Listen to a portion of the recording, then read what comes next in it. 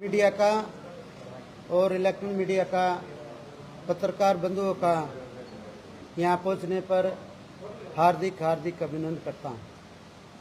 आज विषय ये है प्रमुखता से 13 तारीख को एक व्यापारी न्याय चौपाल लगेगी।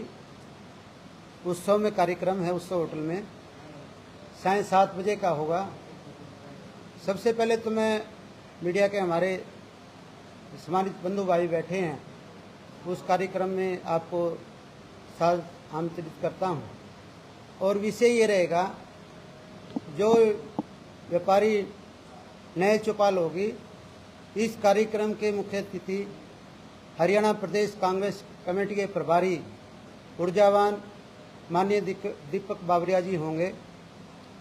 सारे व्यापारी रूबरू होंगे और कांग्रेस पार्टी एक घोषणा पत्र बनाने जा रही है। जो भी व्यापारियों के मुद्दे होंगे, जो व्यापारी की मांग होगी, उस घोषणा पत्र में वो शामिल करेंगे। जैसे सबसे बड़ी समस्या आज व्यापारी को जो आ रही है, जो हरियाणा प्रदेश में कानून व्यवस्था बिल्कुल ठप पड़ी है। दिन प्रतिदिन हर रोज व्यापारियों पे फिरौती के मामले, व्यापारियों की सरेआम हत्या, व्यापारियों का अपहरण, सरेआम 50-50 राउंडों में गोलियां चलना और अपराध का बोलबाला। तो इस विषय पे भी हमारे बाबरिया साहब चर्चा करेंगे। और दूसरा विषय ये है, मैं आपको बताना चाहूँगा, मिडिल क्लास का जो व्यापारी है, जो जीएसटी से हताश है, निराश है, परेशान है, क्योंकि इसमें जब ये लागू किया गया था, देश के प्रधानमंत्री द्वारा ये बात कही गई थी, वह इसकी जो दर है 5 या 8, ऊपर से ऊपर 12 होगी, लेकिन भी आज कई वस्तुओं में 28% टैक्स है।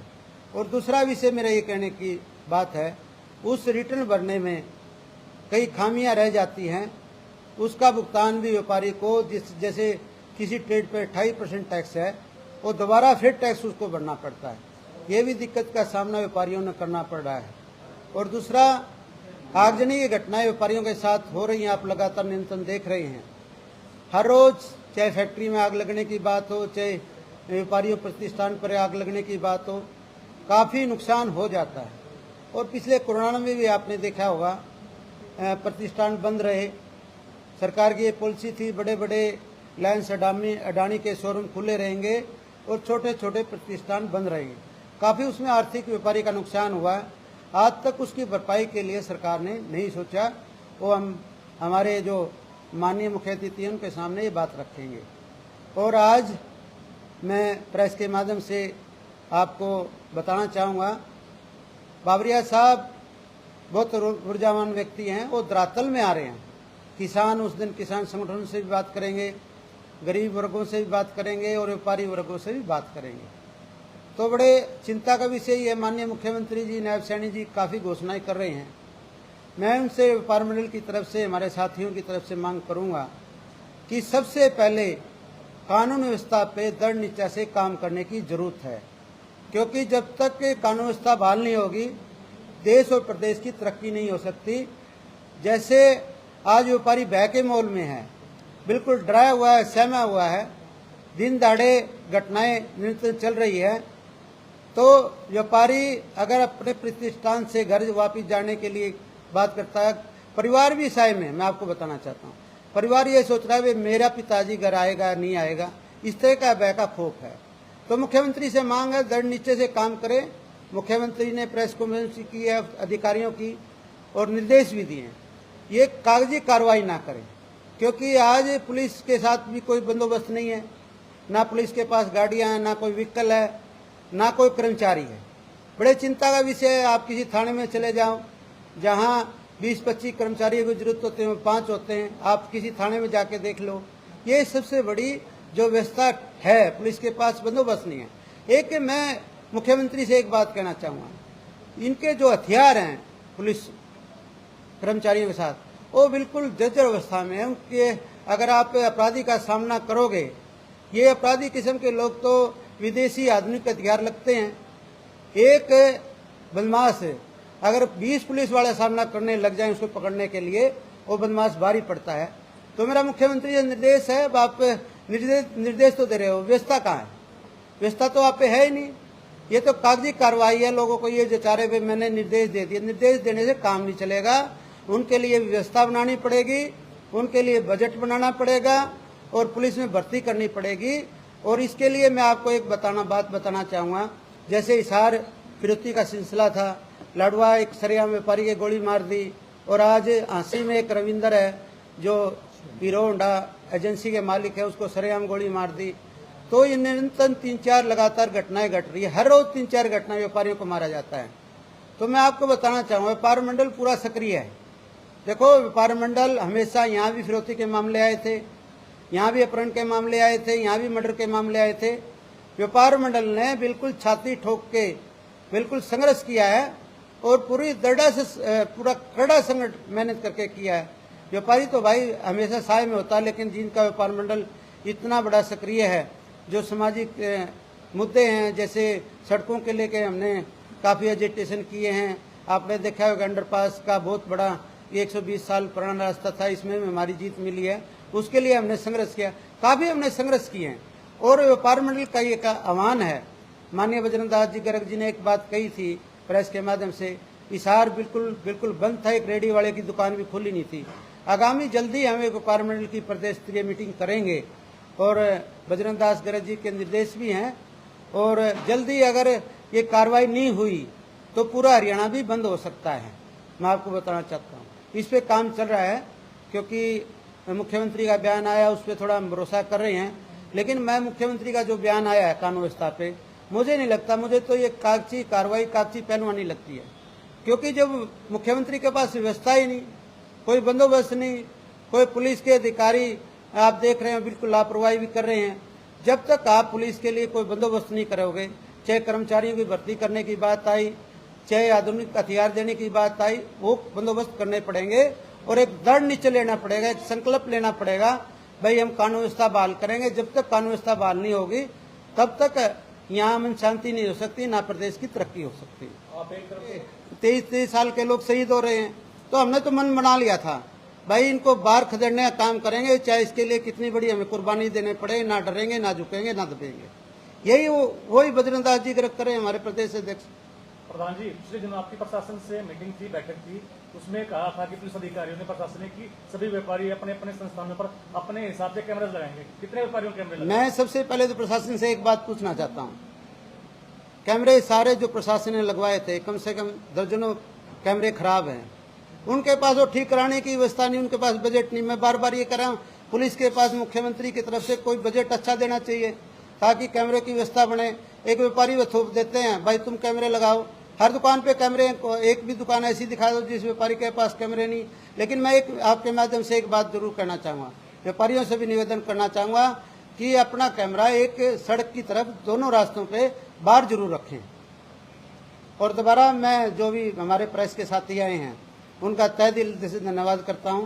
जो भी समस्याएं व्यापारी को लेके, चाहे किसान को लेके जो आंदोलन चलाए हैं, आपने प्रमुखता से दिखाया है। मैं कोई मंत्री नहीं, मैं कोई मुख्यमंत्री नहीं। आज देख रहे हो काफ़ी भीड़ में आप लोग आए हैं, आपका स्नेह, आपका प्यार है, आप मेरा सम्मान करते हो, क्योंकि संघर्ष की हर जगह सम्मान होता है। तो मैं आपका आभारी हूँ। दोबारा आपसे निवेदन करूँगा, आप हमारे साथी कुछ लेट हो गए, वो अभी आए हैं। 13 तारीख का कार्यक्रम है, उत्सव होटल में कार्यक्रम है, 7 बजे का कार्यक्रम है। आपके भोजन की भी व्यवस्था मैंने बनाई है। और मैं आपके मीडिया के माध्यम से भी आपसे निवेदन करना चाहूँगा व्यापारियों से, भाई इसमें आप सारे साधक आमंत्रित हैं। और दीपक बाबरिया जी हमारे मुख्य अतिथि हैं। वो घोषणा पत्र कांग्रेस कमेटी का तैयार होने लग रहा है, उसमें जो भी सुझाव अपने रख सकते हैं बेबाक से रखें। और एक अच्छा कार्यक्रम है और अच्छी भीड़ होगी। कार्यक्रम है वो सिर्फ व्यापारियों को लेकर किस तरह कार्यक्रम है? व्यापारियों की न्याय चौपाल है, स्पेशल व्यापारियों के लिए प्रोग्राम है, उसमें सारे संगठन साधक आमंत्रित हैं। कांग्रेस का सम्मेलन है या व्यापारियों का सम्मेलन है, किसका सम्मेलन है? ये व्यापारी का सम्मेलन है। देखो, दोनों की जिम्मेवारी है, प्रतिपक्ष की भी जिम्मेवारी है, सरकार की जिम्मेवारी है। सरकार की भी जिम्मेवारी बनती है, प्रतिपक्ष की भी जिम्मेवारी बनती है। व्यापारी जो कांग्रेस पार्टी घोषणा पत्र तैयार करी है, उसमें अपने सुझाव रखना चाहते हैं, भाई यही हमारे सुझाव हैं। भाभी कंप्यूटर जी, आपसे पहले अभी भारतीय जनता पार्टी की सरकार अभी आई है, लेकिन इसके पहले कांग्रेस की 10 साल सरकार रही है सर। अगर आज के परिवेश में देखें तो 70 साल का जो विकास है वो उसके ऊपर 10 साल का विकास भारी पड़ रहा है। इसके बारे में आप क्या कहेंगे? ये तो एक है ना, ड्रामेबाजी ज्यादा है। लेकिन आप मैंने एक बात कही है, आज व्यापारी क्या मांग रहा है? व्यापारी सिर्फ सुरक्षा ही तो मांग रहा है। सुरक्षा व्यापारी को मिल नहीं रही। कैसे प्रदेश की तरक्की, कैसे कह देंगे प्रदेश की तरक्की होगी? प्रदेश की तरक्की और तस्वीर जब बदलेगी जब कानून व्यवस्था आप बिल्कुल बहाल करेंगे। सर 10 साल पहले अगर मैं बात करूं तो ऑनलाइन बिजनेस के व्यापार में सब कुछ जीरो था सर, और उसके बाद जब से भारतीय जनता पार्टी की सरकार आई है, ऑनलाइन के माध्यम से इतनी कंपनी आ गई है, छोटे से छोटा व्यक्ति डिलीवरी पार्टनर करके जो है अपना पैसा कमा रहा है। इसके बारे में मैं तो इसके बारे में पहले ही कह चुका हूँ। मैं ये कह रखा है, जैसे कोरोना में जो कोरोना आया था उसमें जो मिडिल क्लास के व्यापारी हैं वो तो पिस के खड़े हो गए। रिलायंस, अडानी, अंबानी के शोरूम खुले रहे तो उनको छूट दी गई। तो ये सरकार ने भेदभाव नहीं करना चाहिए, केवल उद्योगपतियों की सरकार बन के नहीं रहना चाहिए। व्यापारी तो सारे हैं, किसान भी है, व्यापारी भी, मजदूर भी। सर ऑनलाइन व्यापार का आप लोगों ने जबकि विरोध किया, जबकि सच्चाई है कि ऑनलाइन व्यापार के माध्यम से ना जाने कितने लोगों को रोजगार मिला है, तो आपको लगता है ये विरोध सही था आप लोगों का? नहीं, विरोध तो सही है। देखो, एक आदमी अपना प्रतिष्ठान खोल के बैठता है और काफी पूंजी लगाता है। ये बड़ी बड़ी कंपनियां स्थापित है, वो घर बैठे जो व्यापार कर रही है। व्यक्ति के लिए क्या कहेंगे जो अपने घर से चलता है? मैं तो इस बात के लिए डिमांड कर रहा हूँ, भाई जो मिडिल क्लास का व्यापारी है उनको छूट दी जाए, उनको राहत दी जाए। जैसे आप लघु उद्योग थे उनको स्थापित किया जाए। मैं तो उसके लिए बोल चुका हूँ, भाई मिडिल क्लास का व्यापारी भी कंपनियों के बराबर का उसको छूट देनी पड़ेगी, तभी आगे चलेगा देश। एक केवल उद्योगपति से थोड़ा देश आगे चलेगा। वो सरकारी खजाना है, सरकारी पैसे हैं। मिडिल क्लास का व्यापारी अपना रोजगार के लिए कितनी कठिनाई उठानी पड़ रही है। 5 मिनट बाद सर, आपने कहा है कि जैसे सीएम साहब ने आश्वासन दिया है सुरक्षा के लिए, लेकिन जो पूर्व सीएम थे मनोहर लाल खट्टर, उन्होंने ये कहा था कि हम प्रत्येक व्यक्ति की सुरक्षा नहीं कर सकते, तो इस बात को क्यों नहीं करते? वो मुख्यमंत्री बड़ी असोचनी थी। देखो, मुख्यमंत्री का एक सिस्टम होता है। कोई खट्टर साहब में थोड़ा बंदूक लेकर अपराधियों में मुकाबला करना था। वो बंदोबस्त होता है। एक बैग का जैसे व्यापारी में खोप है, उसको खोप करने के लिए मुख्यमंत्री का अगर दृढ़ निश्चय हो तो काम बन जाता है। भाई बिल्कुल उनकी प्लानिंग होनी चाहिए। मानते हैं ये सरकार आपका कर पाएगी? बिल्कुल, हमें उम्मीद है, बिल्कुल उम्मीद है। लेकिन मैं एक बात कहना चाहूँ, काची पहलवानी बढ़ने की जरूरत नहीं है, धरातल पे काम करने की जरूरत है। जब तक आप कानून व्यवस्था पे कोई कंट्रोल नहीं करोगे, कोई विकास मैंने नहीं रख सकता।